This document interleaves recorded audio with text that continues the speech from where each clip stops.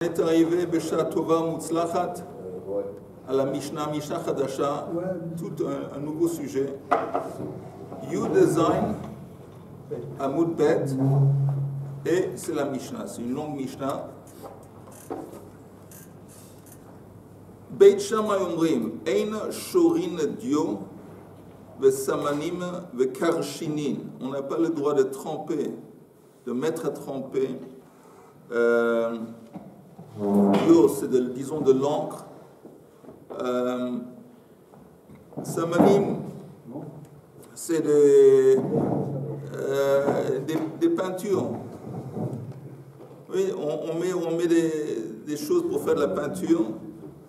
Et Karshinim, je répète, on est à la page Yud Zain. Amud Bet, là, on entame une nouvelle Mishnah. Les Karshinim, c'est disons de l'avoine qu'on met trempée dans de l'eau pour rendre plus mou, peut-être pour que les animaux vont pouvoir manger. Donc, il y a des choses qu'on trempe dans un liquide, que ce soit de l'encre, dio, que ce soit des choses pour faire de la peinture, au Karshinim, de l'avoine pour donner aux animaux. Alors, Beit Shammai, ils disent, je répète la Mishnah, Beit Shammai omrim, ein shorin dio, vesamanim vekarshinim, ela kedei sheyishoru mi be'od yom. C'est seulement, tu es seulement autorisé de faire ça si ils vont se tremper la veille de Shabbat. Il ne veut pas continuer à se tremper pendant le Shabbat. Parce que sinon, c'est comme une melacha, on va en parler, qui se fait pendant le Shabbat. Beit Hillel, eux, ils permettent. Beit Hillel matirin. Vous savez, c'est quoi un matirim? Ils matirim de tremper quelque chose dans un liquide, de l'eau. Pendant le Shabbat? Non. Juste avant le Shabbat, en dépit du fait que le processus va continuer pendant le Shabbat. Alors, Beit Hillel permettent et Beit Shammai interdisent. Beit Shammai omrim, ein notnin unin shel pishtan letoch hatanu. On ne peut pas mettre dans un four, unin shel pishtan, c'est des tiges de quoi pishtan en français? Du lin. Du lin. Pourquoi on les mettrait dans le four? Pour les chauffer, un processus voulu, quand on met des épis de lin dans le four. Pendant le Shabbat qui marche? Non, tout ça, c'est des actes qui vont se faire la veille de Shabbat. Mais comme l'effet de cet acte, comme l'effet voulu va continuer pendant le Shabbat, Beit Shammai, ils interdisent, Beit Hillel le permettent. Qu'est-ce qui va... C'est comme la machine à laver, quand tu es en marche. C'est quoi le processus du lin dans le four? Je n'ai pas compris. Moi aussi, je n'ai pas compris. Pour le sécher. Alors, on met apparemment des épis de lin dans le four pour les chauffer. Pour les sécher, pour les rendre, je ne sais pas quoi. Peut-être pour les rendre plus appétissants pour les animaux, j'ai aucune idée, mais c'est un processus qu'on doit faire et ça prend du temps. Ça les blanchit dans la suite. Ok, mais alors ça nous aide à quoi? Est-ce que tu vas blanchir les épis de... Ok, et après... Non, mais qu'est-ce que ça nous... Comment on profite du fait que maintenant les épis de lin, ils sont blancs? Jusqu'à quand on va le commercialiser, je ne sais pas. Ok, très bien. C'est seulement si ce processus de blanchissement s'est déroulé avant le Shabbat. On ne peut pas non plus mettre de la laine dans un yora, c'est un truc où il y a de la peinture, ça veut dire on veut teinter, on veut mettre... On veut teindre la laine, on donne une couleur à la laine, on la trempe dans une peinture quelconque. Ça, on peut pas. Elle a que des clota ein, seulement si, encore une fois, la couleur a été captée déjà la veille de Shabbat. Ça, c'est tout ça. Beit Shammai, Beit Hillel matirin. Tandis que Beit Hillel permet. Beit Shammai omrimen porsin metsudot chaya ve'ofot ve'dagim. On ne peut pas étaler des trappes, des pièges, des filets pour attraper des animaux ou des poissons, seulement si on sait qu'ils vont attraper la veille. Beit Hillel matirin. Beit Hillel permettent. Beit Shammai omrim ein mochin lenochi ve'ein to'anin imo ve'ein magbi'in alav Beit Shammai disent qu'on ne peut pas vendre un goy. Et là, c'est pas fini la phrase. On ne peut pas non plus l'aider à assister à mettre quelque chose sur son animal et mettre quelque chose lui-même, seulement si elle a seulement si on sait que le fardeau qu'il va porter, on lui a assisté à mettre le fardeau sur son animal, seulement si on sait qu'il va arriver à sa destination avant le Shabbat. Mais c'est un goy, on s'en fout. Non, parce qu'il y a au niveau de Marit Ein, de l'apparence, c'est là qu'ici le goy est en train de faire une malacha pour le juif pendant le Shabbat. Tandis que Beit Hillel permet. Quand bien même. Pardon? Quand bien même. Pourquoi pas? Non. On n'a pas le droit de demander normalement à un goy de travailler pour nous le Shabbat. Tout ce qu'on des métapélines, tout ce qui est... C'est machouacha, métapéline c'est machouacha. Et c'est pas, disons, c'est pendant la routine, ils font ça, c'est pas spécifiquement, tiens, on n'a pas le droit de dire, va allumer la lumière pour moi le Shabbat. Pas le droit. On peut lire Mose, on peut lui faire ça comme ça.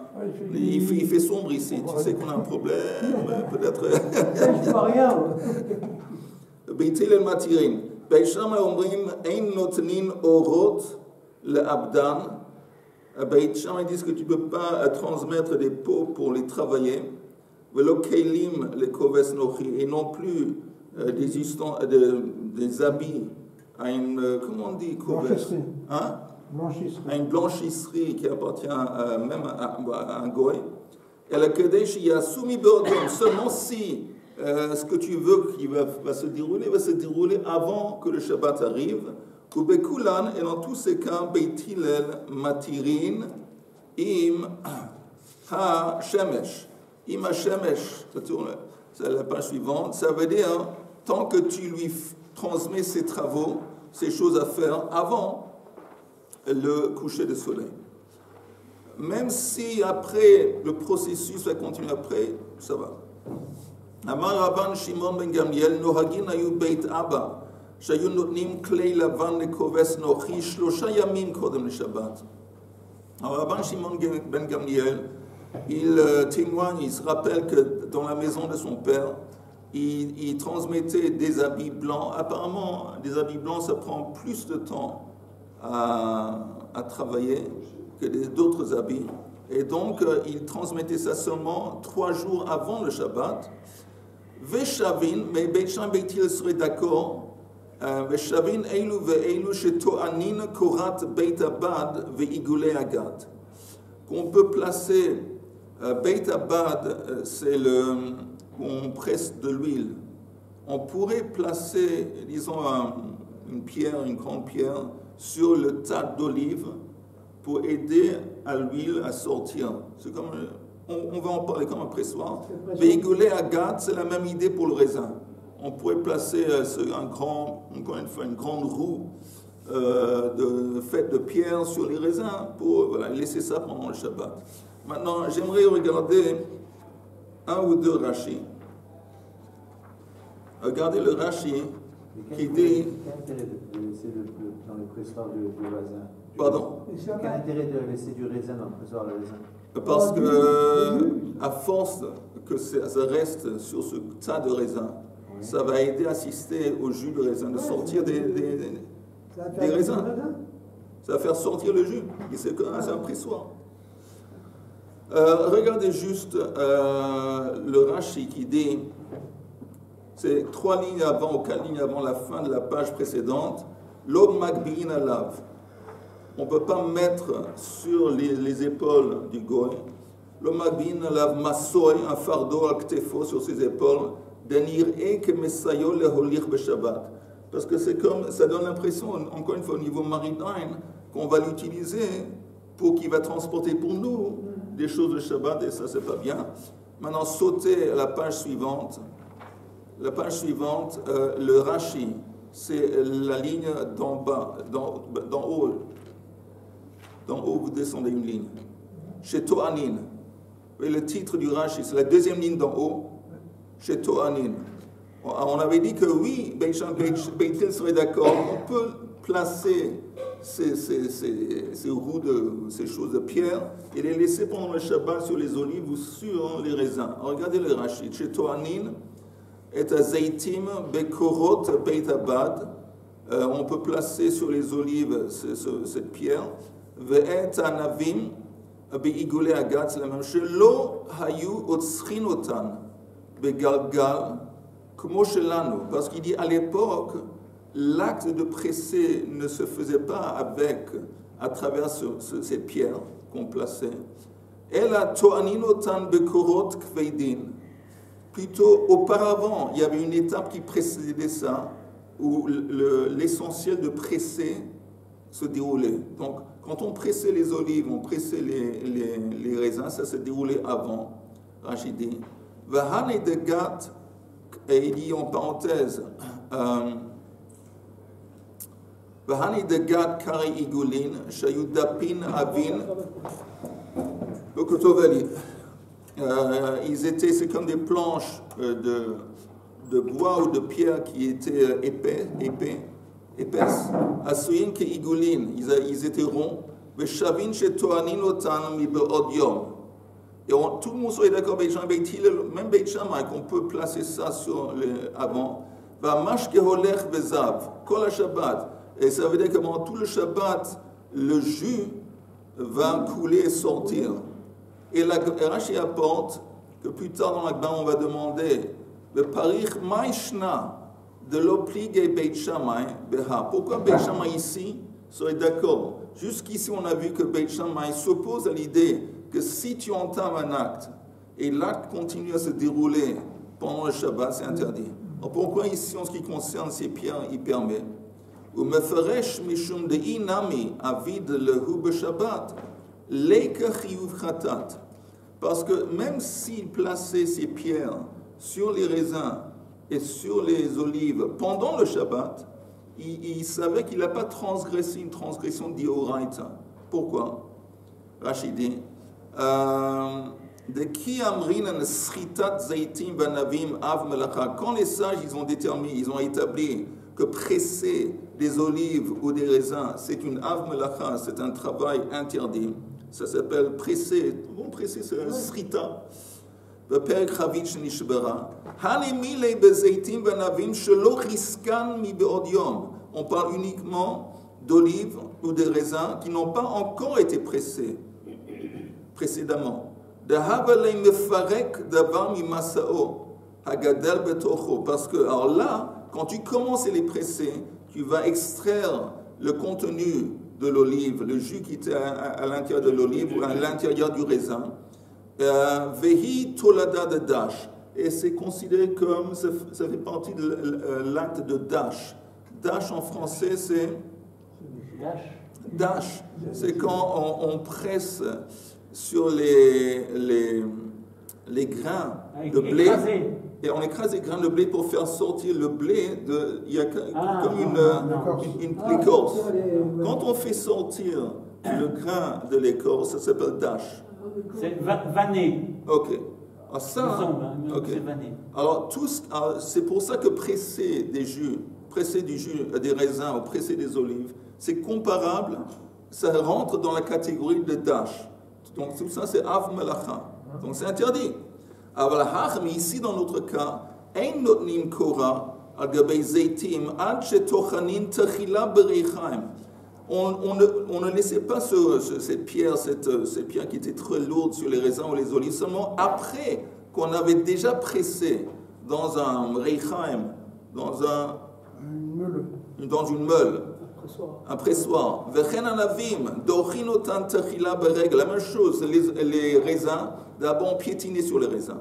Après que le type il piétinait sur les raisins, alors là ils les entassait quelque part, ils mettaient cette pierre dessus. Alors là, c'est différent, parce que c'est justement à travers le piétinement que l'essentiel du jus commence à sortir.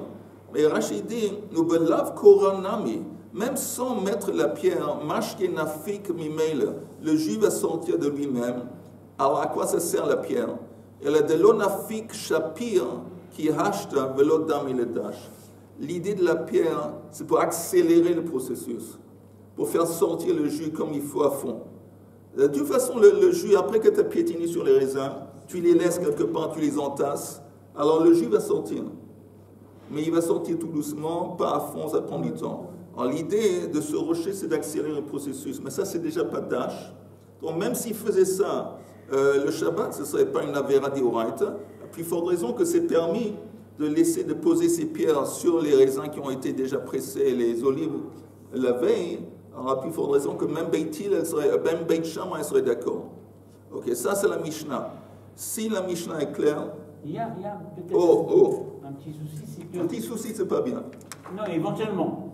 C'est-à-dire que laisser l'huile s'échapper dans une rigole pendant Shabbat, très bien, parfait, la pierre est dessus, mais nécessairement, le propriétaire va jeter un coup d'œil. Ok. C'est évident. À partir de là, s'il se passe quelque chose de dis-moi, pourquoi tu dis évidemment qu'il va jeter un coup d'œil? Il va pas. Pourquoi il va faire quelque chose. Pourquoi qu'il va faire quelque chose? Parce qu'il va perdre son... Non, mais... il va perdre peut-être une partie de son... Non, il a entassé, que ce soit les raisins ou les olives quelque part. Il laisse pendant le Shabbat, ou avant le Shabbat, cette pierre dessus.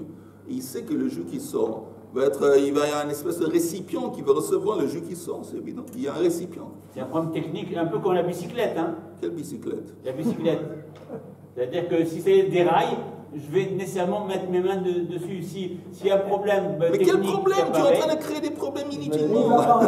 Il n'y a pas le droit de faire la bicyclette le vendredi? Je ne suis pas agriculteur, je ne suis pas vendangeur. On a vu, on s'aperçoit. Regarde, la Gemara dit, man, c'est qui? Man tana, netinat man l'idiot, zohi shriatan. C'est qui celui qui dit que le fait que tu as placé de l'eau sur, disons, de l'encre, ça s'appelle shria. Parce que shria, ça veut dire quoi, shria?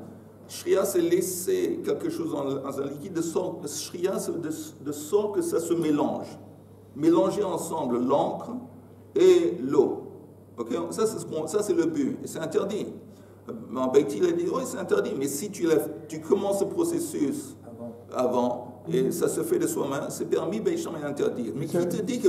C'est pareil avec la matzah? De quel point de vue? Si on fait la matzah shrouya le vendredi, on peut la manger... La machine à laver marche. Ça veut dire quoi, Yuda? Ah, une question. Non, c'est le même mot, shrouya, que... Ah, shrouya, quel? Mais qui te dit, qui est l'opinion qui dit que placer de l'eau dans de l'encre, ça s'appelle mélanger? Shria. Amar Rabbi Yosef, Rebi, c'est l'opinion de Rebi de Tzanya. Echad noten et hakemach, vechad noten et hamayim, tu vois. Il y a une personne qui met quelque part de la farine. Après, il y a l'autre personne qui verse de l'eau sur la farine. Acheron chayav, dit Rebi. Rebi dit que c'est le deuxième qui a transgressé. Qu'est-ce qu'il a transgressé? Ça, c'est un qui s'est déroulé le Shabbat. Il a transgressé l'isha. L'isha, c'est comme faire la pâte. L'acte de pétrir. L'acte de pétrir, c'est aussi un acte qui est interdit. Alors, celui qui... Okay, en dépit du fait, vous entendez, en dépit du fait qu'il n'a pas pétri, il y avait simplement un tas de farine. Il a jeté de l'eau dessus. Et lui, Rébi dit, le fait que tu as mis de l'eau sur la farine, tu as transgressé l'isha, pétrir. Ou inversement. Et ici, on ne parle pas de la même. Mais si, parce qu'il dit acharon, ça veut dire... Acharon, c'est celui qui a versé l'eau. Non, ça peut être celui qui a mis de la farine dans l'eau. Je ne sais pas. Le scénario qu'on nous a présenté, c'est il y a une personne qui met de la farine, la deuxième personne qui met de l'eau, et c'est celui qui met de l'eau qui a transgressé.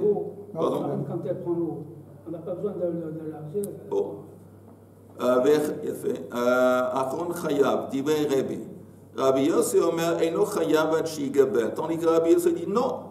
En dépit du fait qu'il a versé de l'eau sur la farine, il a seulement transgressé, ce qu'il va pétrir. Ce n'est pas suffisant de jeter, de verser de l'eau. Hach yigabel, en hébreu yigabel, ça veut dire pétrir. Ok? Donc, on est en train de dire que quoi?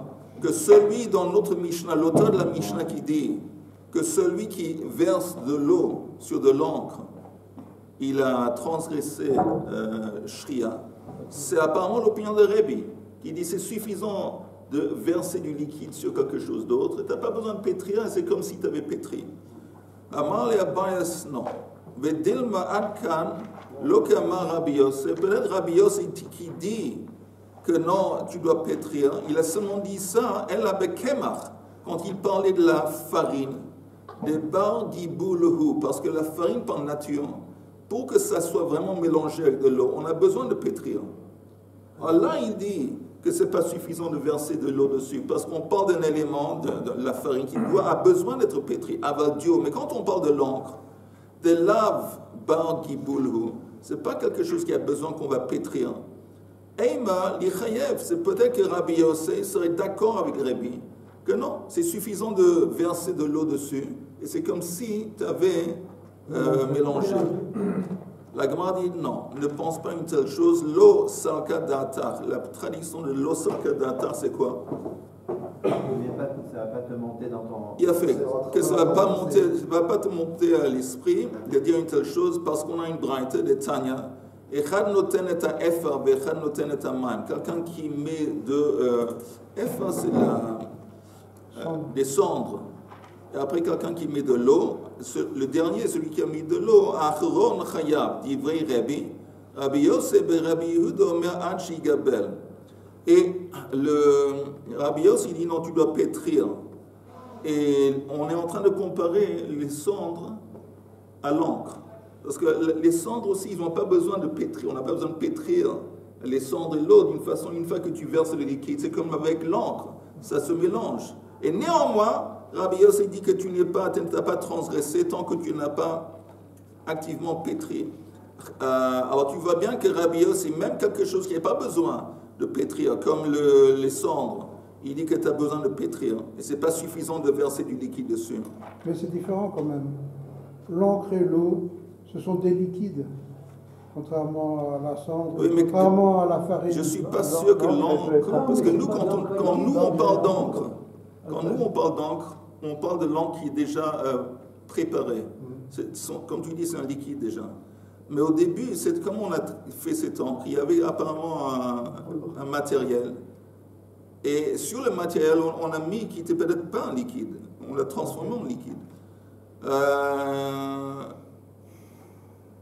Chayav divrei Rabbi Yosef, divrei Rabbi, je m'excuse, Rabbi Yosef, Rabbi Yehuda, Achi Gabel, Vedelma Mai Efar, la Gemara dit Roger, dit, tu sais quoi? Quand on parle de cendre, en fin de compte, ce n'est pas du cendre, c'est de la terre. Mai Efar Afar, de Bar Giboulou. On retourne à cette idée que Rabbi Yosef, il dit qu'il faut pétrir quand on parle de la terre. La Gemara dit Vehatanya Efar, Vehatanya Afar. On a une braïte dont la version c'est cendre, Efar. Une autre qui dit Afar. Et Midi Gabe Hadar et Tanya, il dit en fin de compte, ce n'est pas la même personne qui a enseigné ça. C'est deux personnes différentes. Et dans une des personnes qui a utilisé le mot Afar, c'est parce que c'était la coutume d'où il venait de traiter de la terre de Afar. Mais en fin de compte, on parle de terre. Donc apparemment, on retourne à cette idée que la Mishnah, qui dit que c'est suffisant de jeter de l'eau sur de l'encre pour transgresser, peut-être c'est pas seulement l'opinion de Rémi, mais aussi de Rabbi Yosef Aglini. Ok, on continue. Tanu Rabbanan. Potkin maim legina. C'est quoi potkin maim legina? Vous avez, disons, un ruisseau, et vous faites un canal. Vous faites un canal de sorte que l'eau va couler à partir du ruisseau, à partir du lac, je sais pas quoi, dans le jardin. Un sillon, ok? Alors vous faites ça la veille de Shabbat. Alors c'est écrit Potkin man legina, erev Shabbat im chashecha, ou mitmalet veholech kol hayom kulo. Et pendant la journée, le jardin va se remplir d'eau. Ok? Ça c'est un. Menichin mugmar tachat kelim.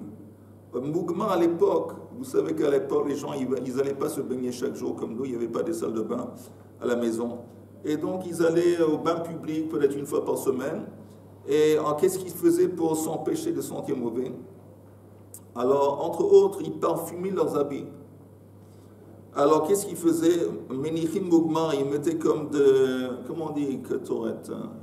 Il brûlait des encens et sur les encens, il tendait des habits, posait des habits pour qu'ils vont capter l'odeur des encens.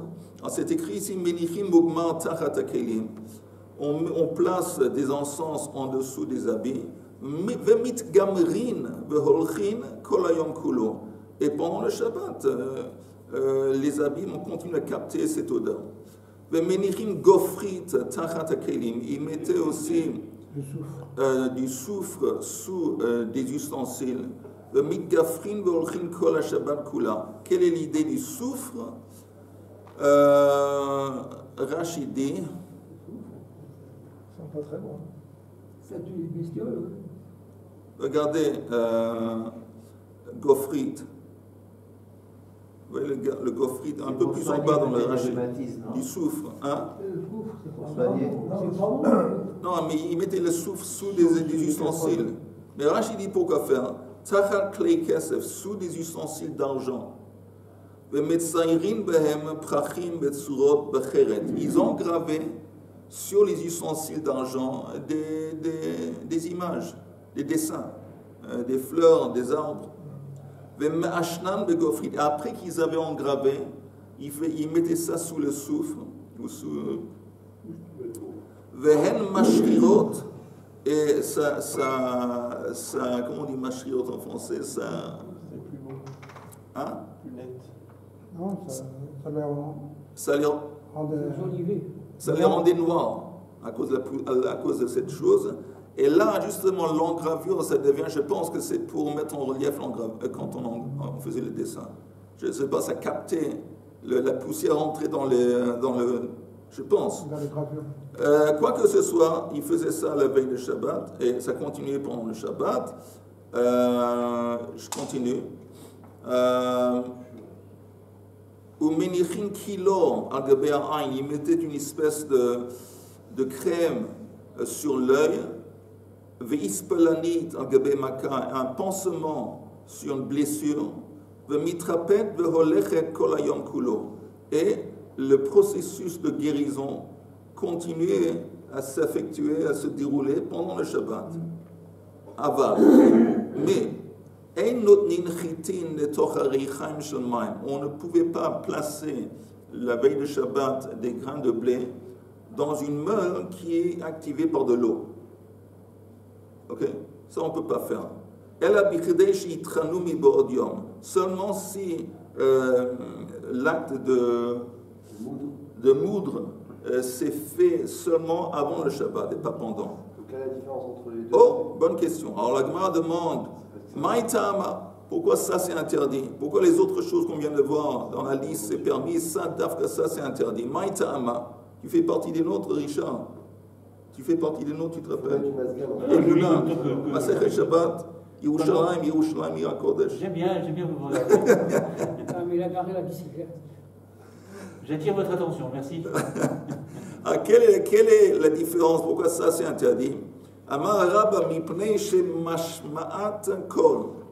Parce que apparemment, quand on va moudre le blé avec de l'eau, ça fait du bruit. Il y a du bruit. Et donc, on ne veut pas pendant le Shabbat que cette activité se déroule et que ça fait du bruit, parce que ça fait encore une fois une impression qu'il y a des travaux qu'on est en train de faire pendant le Shabbat. Attends une seconde, Amar les Rav Yosef, au lieu de dire ça, il y a un autre problème qui est encore plus grave. Parce que pas seulement nous, on n'a pas le droit de faire un travail, pas seulement nos animaux n'ont pas le droit de faire un travail pour nous, mais nos kélim, apparemment, il y a une opinion qui dit que nos ustensiles n'ont pas le droit de travailler pour nous le Shabbat.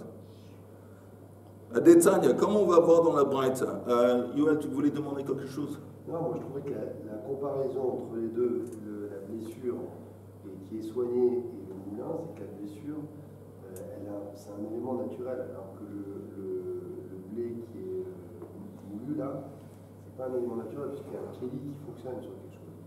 Oui. Donc du coup, ça semble. Exactement. Ça, c'est pas.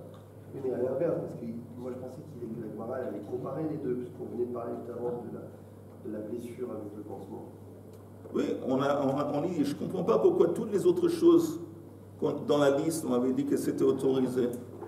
Et justement, moudre le blé avec ces choses d'eau, c'est interdit. Pourquoi ça c'est interdit, comme toi tu as demandé? Et la réponse, il y a deux réponses. Un, parce que ça fait du bruit. Et l'autre réponse qui est encore plus, parce qu'il y a quelqu'un qui dit qu'on est commandé, commandé de l'ishport et takelim, que nos ustensiles n'ont pas le droit de travailler pour nous. J'ai une autre question. Non, mais c'est impossible. Moi, j'ai une autre question. Oui.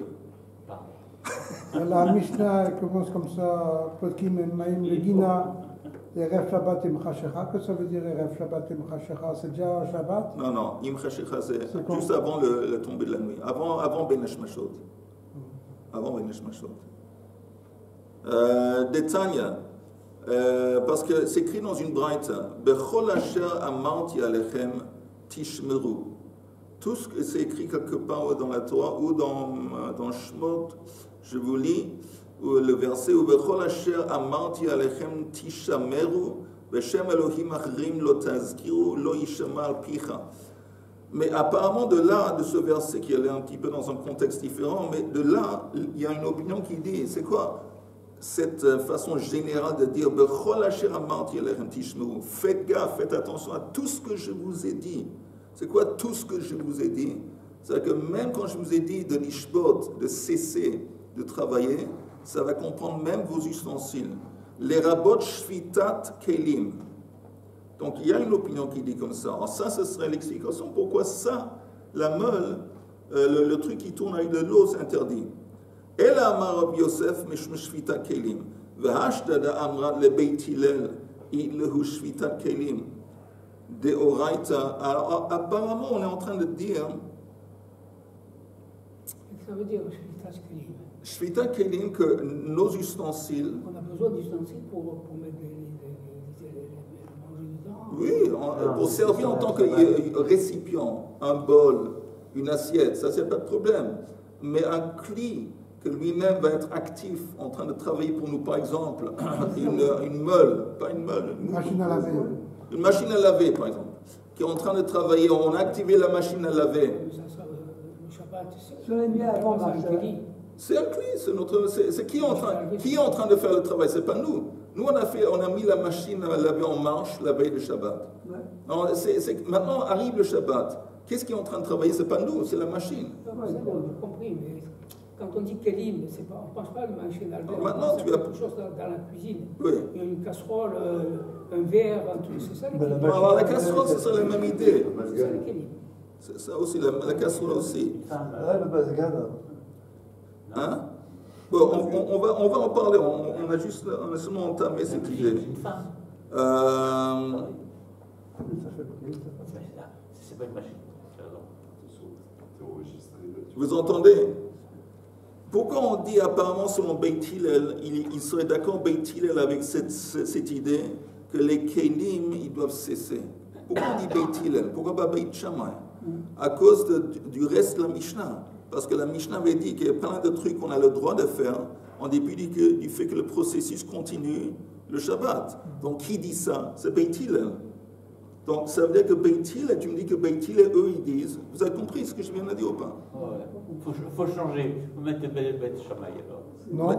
Non, parce De toute façon, il y a une ambiguïté. Nécessairement, on ne pourra pas tout arrêter, c'est pas possible. Attendez, le Beit Shammai, c'est eux qui disent que tu n'as pas le droit d'entamer quelque chose la veille de Shabbat si le processus continue à travailler, à s'effectuer le Shabbat. Alors, quand on a une liste de choses qui sont permises en dépit du fait que ça continue, c'est forcément pas Beit Shammai, donc c'est Beit Hillel.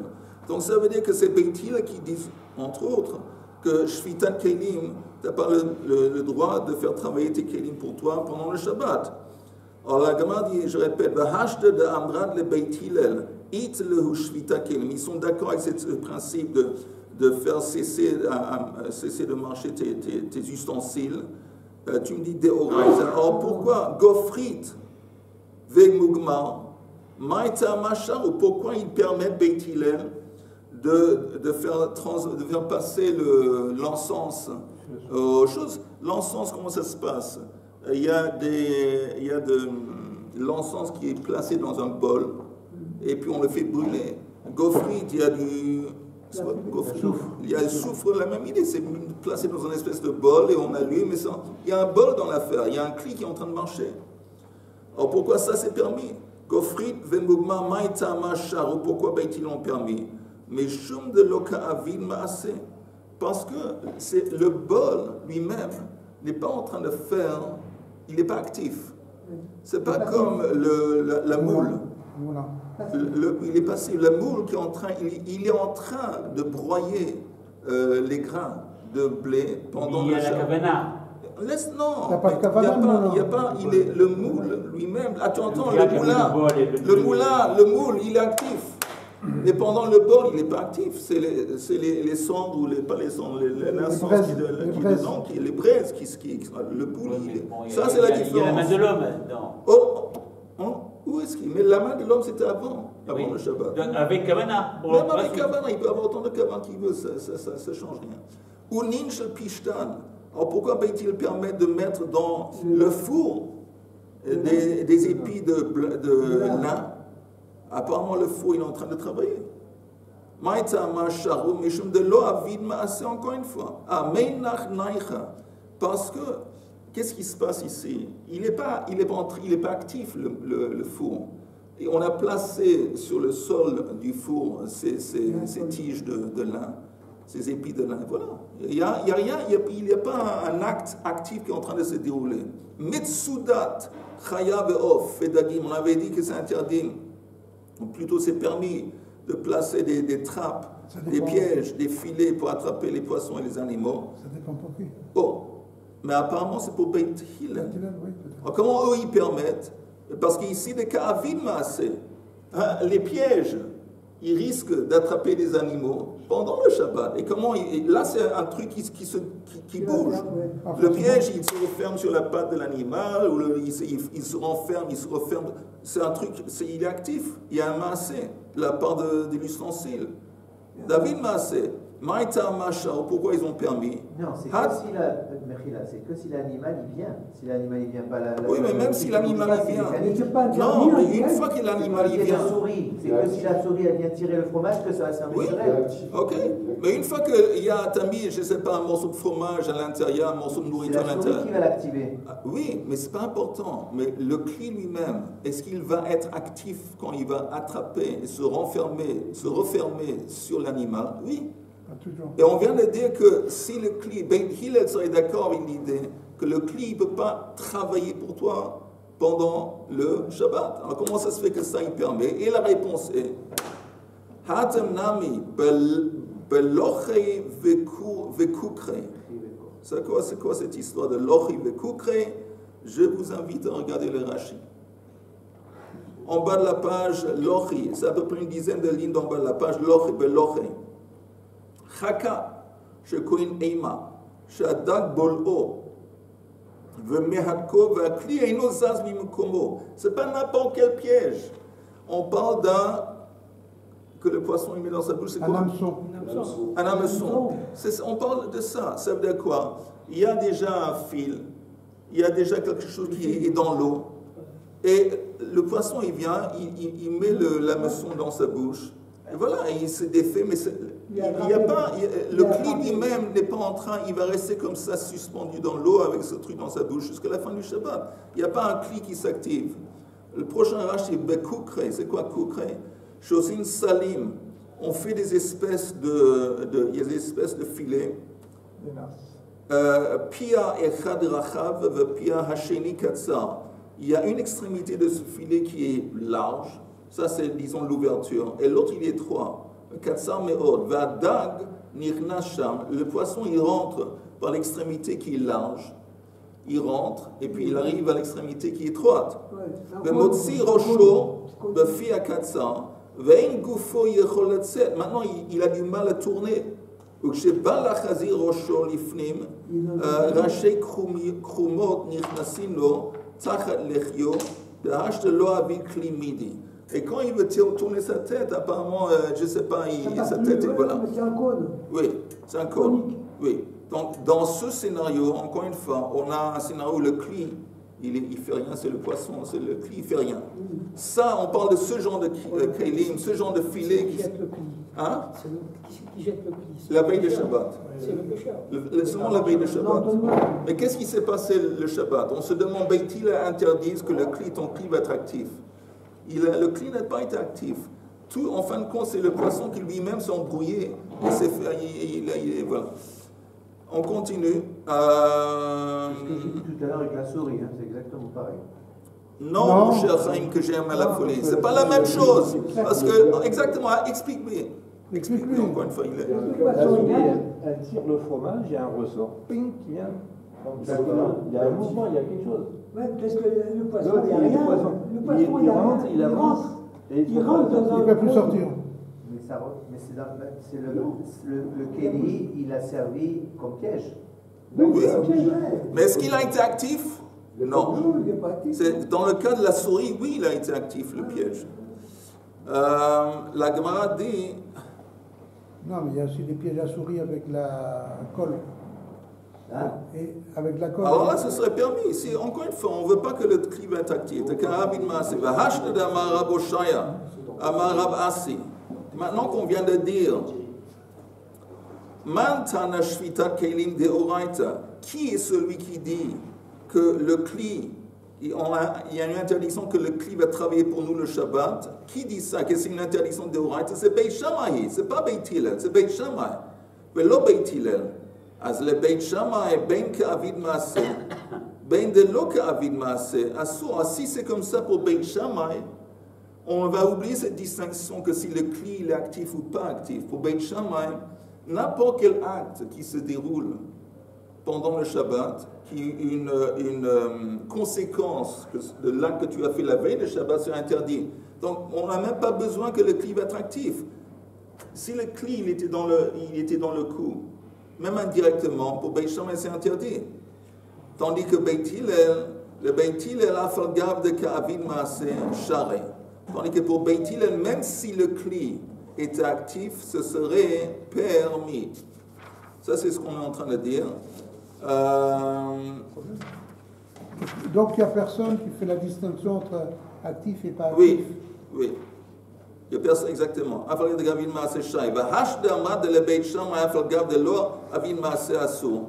Maintenant que tu viens de dire que pour Beit Shammai, même si le cli il est passif, c'est interdit.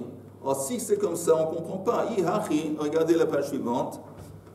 Mugmar vegofrit. Alors comment Beit Shammai vont expliquer que Mugmar vegofrit mai ta'ama sharu Beit Shammai. Pourquoi Beit Shammai, ils permettent de parfumer les habits ou de mettre de la soufre sur la fumée de choses qui est sur les kélim? Pourquoi ils permettent? Parce qu'il y a une différence. Et la Gemara explique. Quelle est la différence? Ben, dans le cas du piège, c'est une melacha, la tsoud. Ok. Et ça, c'est quoi comme melacha avec le... Brûler. Tu es en train de brûler de l'encens. Diffuser de l'encens. Vegofri maitama sharu Beit Shammai hatam manach ha'ara. Il dit non, là-bas, quand on dit qu'on a le droit de brûler de l'encens sous les habits ou de la soufre, c'est pas dans un bol. C'est simplement, c'est étalé par terre. Les cendres ou les braises ou les choses, s'ils sont par terre, ils ne sont pas dans un cli. C'est pour ça que Beit Shammai permet. Gigit, vener, vekadera, veshapoud. Si on a comment on dit gigit? Un tonneau de d'eau dans lequel il est en train de bouillir pendant le Shabbat, ou un air, une bougie qui est en train de brûler, kadera, une casserole, chipoud, des broches, tout ça, ça se passe le Shabbat et apparemment Beit Shammai permettent. Pourquoi tu n'interdis pas? Pourquoi tu dis, bon, même la bougie qui est en train d'être allumée, alors la bougie, elle est dans un cli. Alors le cli, ça veut dire qu'il est en train de fonctionner. Tu as un cli qui travaille pour toi. La casserole dans laquelle il y a le truc qui est en train de cuisiner, la casserole est en train de travailler. Alors pourquoi Beit Shammai, même Beit Shammai, ils permettent? Maïtama sharu Beit Shammai. La réponse est, et là on finit, de mafkar lehu afkure. Apparemment, Beit Shammai, ils disent que à ta mafkir, tu cèdes à ta ba'alout, on dit ba'alout, ton appartenance. Il dit, ces kélim ne sont pas à moi. Ils ne sont pas à moi. C'est comme, il y a quelqu'un qui dit que Beit Shammai demande du propriétaire de faire ça. Il y a une autre opinion qui dit que ce n'est pas le propriétaire, c'est le Beit Din. Le Beit Din, il dit dorénavant, vos kélim ne sont pas à vous. Et comme ça, où est-ce qu'on voit cette idée que le Beit Din intervient, il fait un truc comme ça, Pessah? Pessah, par exemple, ou un trou dans le Reshut HaRabim. Vous entendez? Quelqu'un qui creuse un trou dans le domaine public. Après, quelqu'un il tombe dedans. Alors, celui qui a creusé le trou, il doit payer, payer les dégâts. Pourquoi? C'est pas son trou. Il a creusé un trou dans le Reshut HaRabim. C'est pas son trou. Alors, le Beit Din, ou la Torah, considère, en ce qui concerne les dégâts, la responsabilité de payer comme si c'était son trou. Un autre exemple, Pessah. Pessah, quand on dit que du Hametz, si tu trouves du Hametz, en fin de compte, le Hametz, qu'est-ce qui se passe une fois que Pessah arrive? En fin de compte, le Hametz ne nous appartient pas. Ça de quoi ça ne nous appartient pas? Parce qu'il n'y a aucune utilisation permise du Hametz. On ne veut pas en profiter, on ne veut pas le manger, on ne peut pas en profiter du tout. Ça veut dire c'est comme si la Torah a pris notre Hametz, il dit c'est fini, c'est Hefka, c'est plus à toi. Comment je sais que c'est plus à toi? Parce que je ne peux plus en profiter. La preuve, comment je sais que c'est à moi que je peux en profiter? C'est plus à moi. Oui, mais apparemment on peut plus. Alors comment ça se fait que si néanmoins, après que Pessah est rentré, il y a du Hametz qui traîne, tu es responsable, tu es fautif, tu as transgressé? Parce que vis-à-vis de la transgression, la Torah remet ça dans ta propriété, remet ça dans ta baloute. Mais ça, c'est le contraire de ce qu'on a vu dans la Gemara. Il y avait quelque chose qui appartenait à quelqu'un, on considère que ça ne lui appartient plus. Et dans le cas du trou du Hametz, oui, c'est quelque chose qui n'appartient pas. Oui, tu as raison. Ici, c'est dans le sens inverse. Que le Beit Din dit que tous nos kelim, c'est comme si ça ne nous appartenait pas. C'est seulement selon Beit Shammai, encore une fois. C'est seulement Beit Shammai qui dit. Apparemment, la conclusion ici, c'est que Beit Hillel permette que nos kelim ont travaillé pour nous. Mais c'est selon Beit Shammai, comment ça marche? Quand Beit Shammai a autorisé qu'on va utiliser des casseroles dans lesquelles il y a de l'eau qui est en train de bouillir, des bougies, c'est pas... Yesh hefkerut, hifkarnu et kelim.